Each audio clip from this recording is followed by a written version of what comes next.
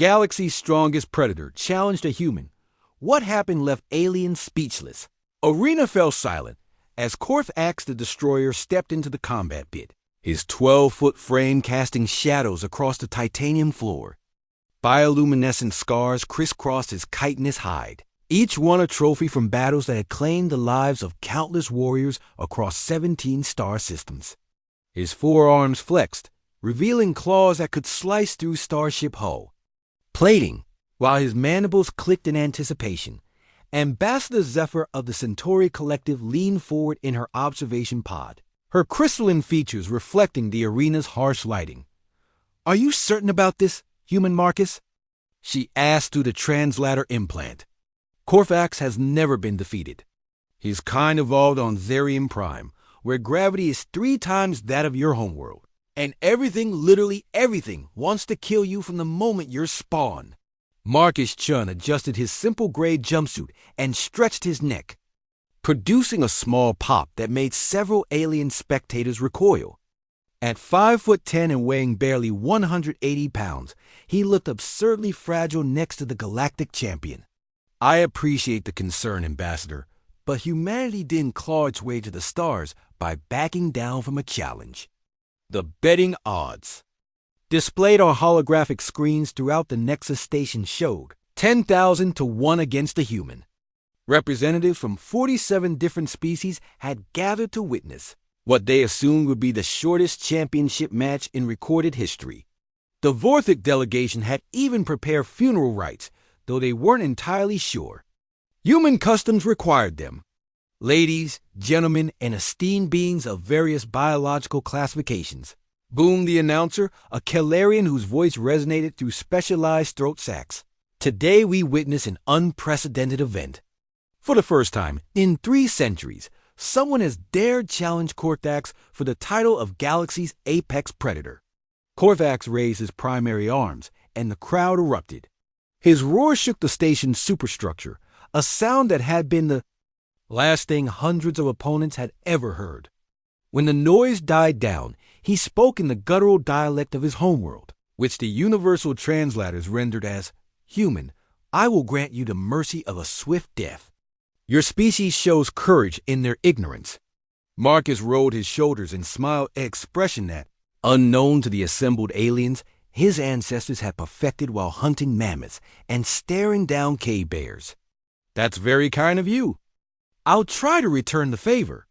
The referee, a heavily armored Thurian, activated the combat field and immediately retreated to a safe distance. Energy barriers hummed to life around the arena, designed to contain even Korvax's most devastating attacks. The destroyer wasted no time. He launched himself forward with speed that defied his massive frame, all 4 arms extended, claws gleaming.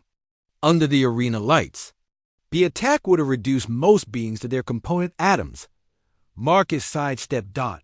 It was such a simple movement that many spectators initially thought the human had frozen in terror. Korvax's charge carried him past his target, and he crashed into the arena wall with enough force to crack the reinforced barrier. "Impossible," whispered Dr. Vex High, the Galactic Combat Institute's lead researcher. No being possesses the reflexes to Marcus was already moving. While Korvax struggled to extract his claws from the wall, the human closed the distance with fluid steps that seemed almost casual.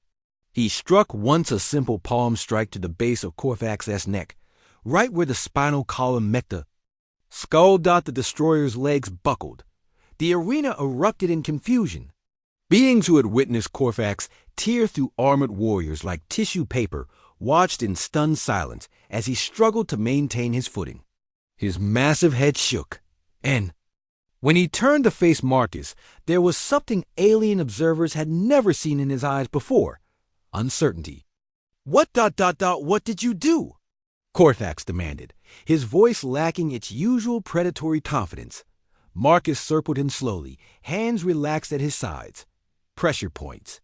Your species might have evolved on a death world, but you still have a nervous system. Every biological entity does. The trick is knowing where to apply the right amount of force." Korvax lunged again, this time with desperate fury rather than calculated precision.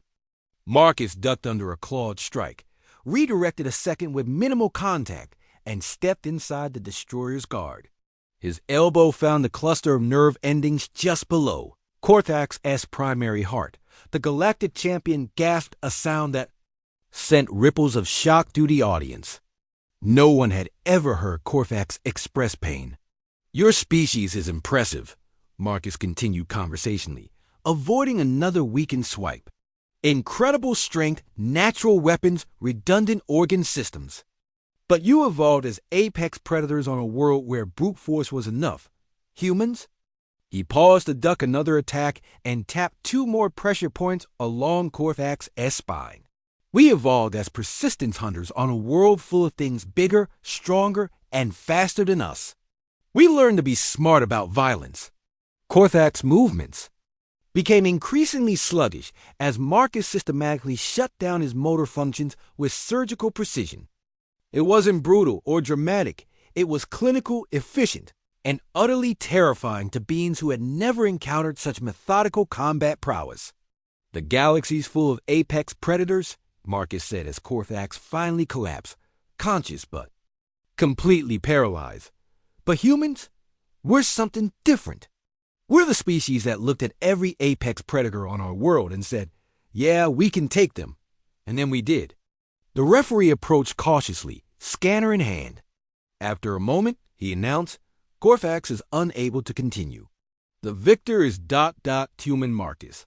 The silence stretched for nearly 30 seconds before Ambassador Zephyr began what could only be described as very careful applause.